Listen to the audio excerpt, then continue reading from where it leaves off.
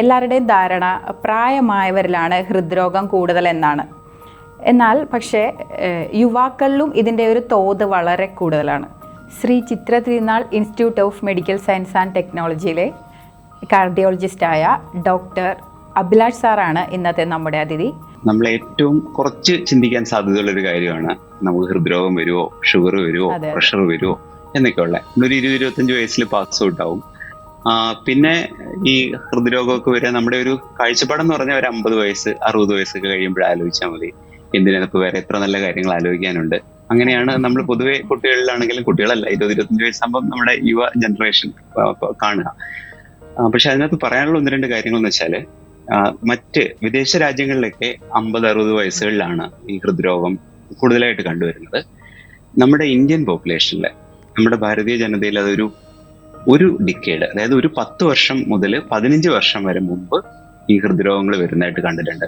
അതിന് പല കാരണങ്ങളുണ്ട്. നമ്മുടെ ഈ വ്യായാമം ഇല്ലായ്മ, വിദേശ രാജ്യങ്ങളിലുള്ള ആൾക്കാരുമായിട്ട് നോക്കുമ്പോൾ നമ്മുടെ നാട്ടിലെ കുട്ടികൾ അത്ര ആക്റ്റീവ് അല്ല. പലർക്കും അമിതവണ്ണമുണ്ട്, പലർപ്പോഴും ഈ ആരോഗ്യ കാര്യങ്ങൾ ശ്രദ്ധിക്കാൻ അവർക്ക് പറ്റുന്നില്ല. 35-40 വയസ്സിലൊക്കെ നമ്മൾ ഹാർട്ട് അറ്റാക്ക് കാണാറുണ്ട്. ഇനി അത് കൂടാതെ ഒരു 20-25 വയസ്സിലും ഒക്കെ നമുക്കിപ്പം ആദ്യമൊക്കെ ഒരു അതിശയമായിരുന്നു 25 വയസ്സിൽ എങ്ങനെ ഒരു ഹാർട്ട് അറ്റാക്ക് വന്നു എന്നുള്ളത്. പക്ഷെ 25 വയസ്സും ഇപ്പൊ അത്ര അപൂർവം അല്ല. അതിന് കുറച്ച് കാരണങ്ങളുണ്ട്. നമ്മുടെ യുവാക്കളിൽ പണ്ടില്ലാതിരുന്ന കുറച്ച് ശീലങ്ങളും ഒക്കെ ഇപ്പം പുകവലിയും ആണെങ്കിലും അതൊക്കെയാണ് ഞാൻ ഉദ്ദേശിക്കുന്നത്.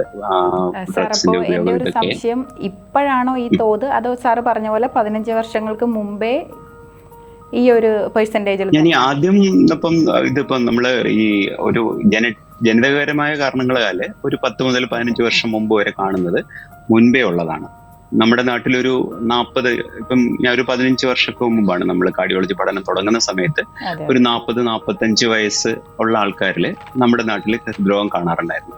വിദേശ രാജ്യങ്ങളിൽ അതൊരു 55-60 വയസ്സെന്നാണ്. പക്ഷെ നമ്മുടെ നാട്ടിൽ ഒരു 40-45 വയസ്സെന്നുള്ള രീതിയിലും അപൂർവമായിരുന്നില്ല. പക്ഷെ അതിപ്പോഴ് ഒരു 25-30 വയസ്സുകളിലും നമ്മൾ കാണുന്നുണ്ട്. മറ്റ് കാരണങ്ങളുമുണ്ട്. അതിലേക്ക് വരാം നമുക്ക്.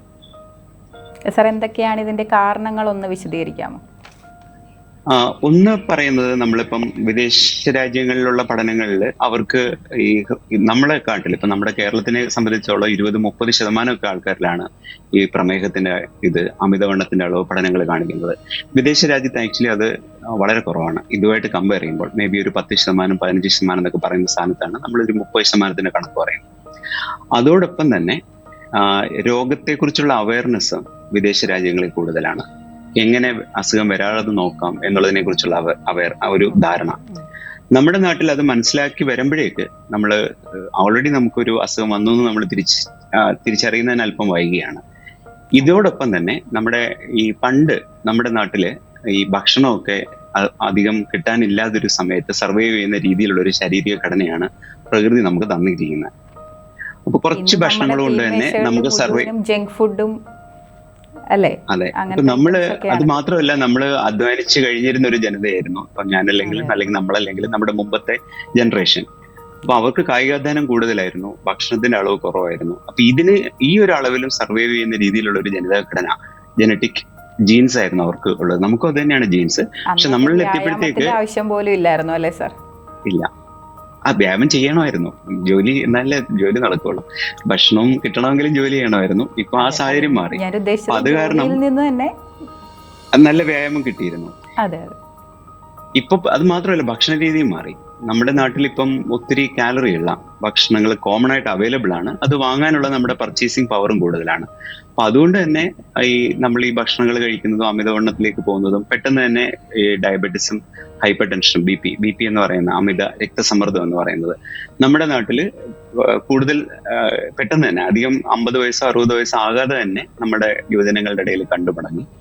അതിന്റെ കാരണമായിട്ട് അതാണ് നമ്മൾ 50 ജീൻ ഹൈപ്പോത്തസിസ് എന്നാണ് പറയുന്നത്. അതായത് ഒരു വളരെ മോശമായ ഒരു കാലാവസ്ഥയിൽ ജീവിക്കാൻ പറ്റുന്ന ജനിതഘടനയുള്ള നമ്മൾക്ക് പെട്ടെന്ന് നമ്മൾ ഒരു സുഭിക്ഷമായി ഭക്ഷണം കഴിക്കുന്ന ഒരു സാഹചര്യം എത്തുമ്പോൾ നമ്മുടെ ബോഡിയിൽ കൂടുതലായിട്ട് അതിനെ കോപ്പപ്പ് ചെയ്യാൻ പറ്റുന്നില്ല. അപ്പൊ അങ്ങനെ അസുഖങ്ങൾ കുറച്ചുകൂടെ കൂടുതലായിട്ട് കാണും. അതാണ് നമ്മൾ ഈ 40-45 വയസ്സ് വരുന്നതിന് മുമ്പ് പറഞ്ഞിരുന്ന ഒരു എക്സാമ്പിള്.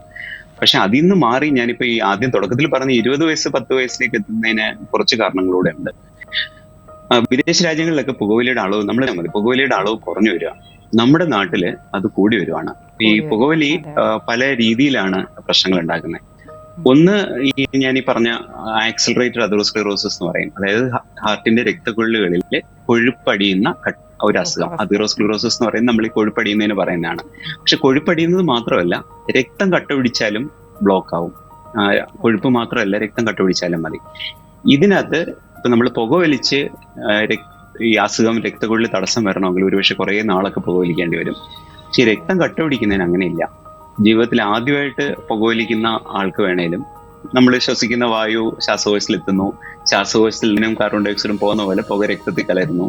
ഈ പുക തന്നെയാണ് നമ്മൾ ഓരോരുത്തരും പുകവലിക്കുമ്പോൾ ഓർക്കണം, അത് നമ്മൾ ഈ പുക തന്നെയാണ്, പുക ഉള്ള കലർന്ന രക്തമാണ് ഹാർട്ടിലോട്ടും തലച്ചോറിലോട്ടും ഒക്കെ പോകുന്നത്. ഈ പുക കലർന്ന രക്തം എപ്പോൾ വേണേലും കട്ട പിടിക്കാം. ഇപ്പൊ ഈ ഹാർട്ട് അറ്റാക്ക് ഉണ്ടാകുന്നതിന് കൊഴുപ്പ് അടിഞ്ഞ് തന്നെ ബ്ലോക്ക് ആവണമെന്നില്ല, രക്തം കട്ട പിടിച്ചാലും മതി. അതുകൊണ്ട് ആദ്യമായിട്ട് പുകവലിക്കുന്ന ആളും അല്ലെങ്കിൽ 1-2 മാസം പുകവലിച്ച ആളും എല്ലാം ഈ ഒരു റിസ്കിനകത്ത് പെടുന്നതാണ്. അതുകൂടാതെ ഈ പുക രക്തം കട്ടുപിടിക്കുന്നത് കൂടാതെ പെട്ടെന്ന് ശ്വസിക്കുന്നവരും, പാസീവായിട്ട് ശ്വസിക്കുന്നവരും, രക്തക്കുഴൽ പെട്ടെന്നൊന്ന് ചുരുങ്ങാൻ, നമ്മൾ സ്പാസം എന്നാണ് ഇംഗ്ലീഷ് പറയുന്നത്, രക്തക്കുഴലുകളുടെ സ്പാസം ഉണ്ടാക്കാനും ഇത് രണ്ടിനും ഇടയാക്കും. ഈ സ്പാസം കുറച്ചുകൂടെ കോമൺ ആണ്. നമ്മുടെ സാധാരണ പുകയല്ലാതെ ഇപ്പം മയക്കുമരുന്നുകളുടെ ഉപയോഗവും ഡ്രഗ്സ് ഒക്കെ കോമൺ ആണല്ലോ.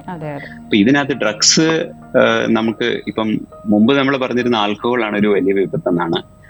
ആൽക്കഹോളിനേക്കാൾ വലിയൊരു പ്രശ്നമാണ് നമ്മൾ ഇനി വരും തലമുറ, അല്ലെങ്കിൽ നമ്മൾ തന്നെ ഇപ്പൊ അഭിമുഖീകരിച്ചുകൊണ്ടിരിക്കുന്നത്, അല്ലെങ്കിൽ അഭിമുഖീകരിക്കാൻ പോകുന്നത്. അത് നമ്മൾ മനസ്സിലാക്കിയില്ലെങ്കിൽ ഈ ഡ്രഗ്സ്, അതിപ്പോ പുക ഇൻഹലേഷൻ ചെയ്യുന്നതാണെങ്കിലും ഇഞ്ചെക്ട് ചെയ്യുന്നതാണെങ്കിലും നമ്മുടെ ശരീരത്തിൽ എത്തിയാല് ഈ രക്തക്കൊള്ളുകൾ പെട്ടെന്ന് ചുരുങ്ങാനുള്ള ഒരു ടെൻഡൻസി ഉണ്ട്, വാസോസ്പാസം എന്ന് പറയുന്നത്. അത് മാത്രമല്ല, ഈ കൊഴുപ്പ് പാളികളെ ഇളകി പോകാനുള്ള ഒരു ടെൻഡൻസി, നമ്മുടെ ബോഡിയിൽ പെട്ടെന്ന് ഹോർമോൺസ് റിലീസ് ആവുകയാണ് ഇങ്ങനെയുള്ളതില്. ഇതും കൂടുതൽ മയക്കുമരുന്ന് രക്തക്കൊള്ളു ചുരുങ്ങാറ് പിടിക്കുക, കൊഴുക. അതായത് ഒരു 50-55 വയസ്സിൽ നമുക്കൊക്കെ വന്നിരുന്ന അസുഖങ്ങളാണ് നമ്മൾ 20-24 വയസ്സില് കുട്ടികൾ ക്ഷണിച്ചു വരുത്തുന്നത്.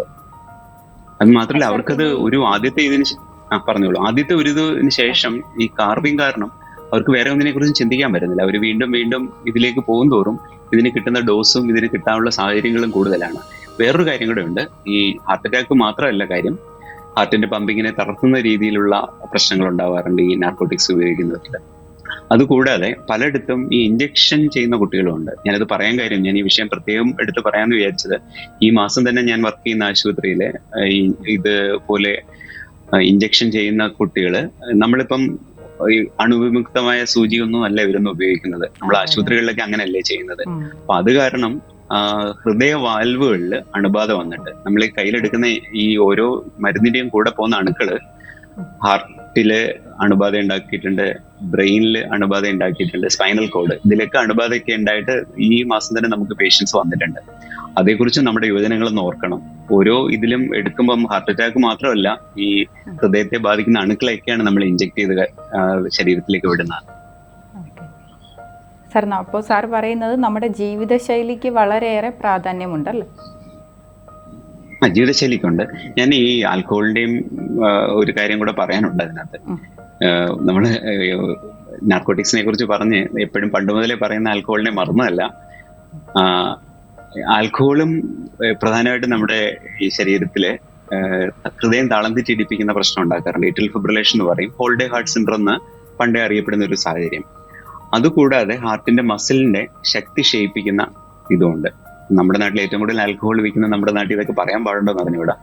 എങ്കിലും നമ്മുടെ യുവാക്കള് ശ്രദ്ധിക്കേണ്ടുന്ന കാര്യം, അവരുടെ ഇടയിൽ ഏറ്റവും കോമൺ ആണിത്. ഇതൊന്നും ഇല്ലെങ്കിൽ എന്തോ ഒരു നമ്മൾ പുറകോട്ടാണെന്നൊരു തോട്ടും കുറച്ചു പേർക്കെങ്കിലും ഇത് കാരണം ഉണ്ടാകുന്നുണ്ട്. നമ്മുടെ മീഡിയയിൽ കിട്ടുന്ന ഇതിനുള്ളൊരു ബൂസ്റ്റിങ്ങും എല്ലാം കൂടെ വെച്ചിട്ട് നമ്മൾ ഇവരെ പൂർണ്ണമായിട്ടും ആൽക്കഹോൾ, സ്മോക്കിംഗ്, ഇതെല്ലാം ഹാർട്ട് അറ്റാക്കുകൾ, ഹാർട്ടിന്റെ പമ്പിങ് കുറയൽ, അതായത് ഹൃദയ അപചയം എന്ന് പറയുന്ന ഹാർട്ട് ഫെയിലിയറിലേക്ക് പോകൽ, ഇതിനെല്ലാം കാരണമാക്കാവുന്ന സാഹചര്യങ്ങളാണ്.